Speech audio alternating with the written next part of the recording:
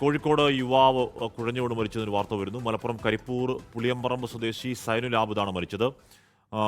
സൂര്യാഘാതമെന്നാണ് സംശയം. വർഷ ഗിരീഷ് വിവരങ്ങൾ ചേരുന്നു. വർഷ, എന്തുകൊണ്ടാണ് അതൊരു സൂര്യാഘാതം മരണം എന്ന സംശയം ഉണ്ടാവുന്നത്?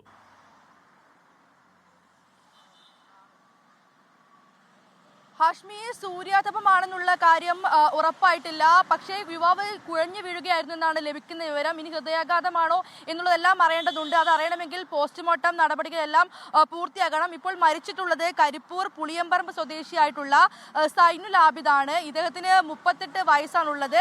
യാത്രാ മധ്യേ കുഴഞ്ഞു വീഴുകയായിരുന്നു എന്നുള്ളതാണ് നിലവിൽ ലഭിക്കുന്ന വിവരം. എന്തായാലും തുടർന്ന് അദ്ദേഹത്തെ കോഴിക്കോട് മെഡിക്കൽ കോളേജ് ആശുപത്രിയിലേക്ക് കൊണ്ടുവരികയായിരുന്നു. എന്നാൽ കൊണ്ടുവരുന്നതിനിടെ തന്നെ ജീവൻ നഷ്ടപ്പെട്ടു എന്നാണ് അറിയുന്നത്. ഇപ്പോൾ മൃതദേഹമുള്ളത് കോഴിക്കോട് മെഡിക്കൽ കോളേജ് ആശുപത്രിയിലെ മോർച്ചറിയിലാണ്.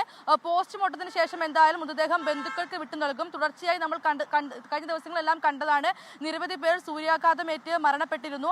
അത്തരമൊരു സാഹചര്യത്തിൽ സൂര്യാഘാതമാണോ എന്നുള്ളത് അറിയേണ്ടതുണ്ട്. എന്തായാലും പോസ്റ്റ്മോർട്ടം നടപടികൾ പൂർത്തിയായാൽ മാത്രമേ എന്താണ് യഥാർത്ഥ മരണകാരണമെന്ന് വ്യക്തമാകൂ. ഹാഷ്മി,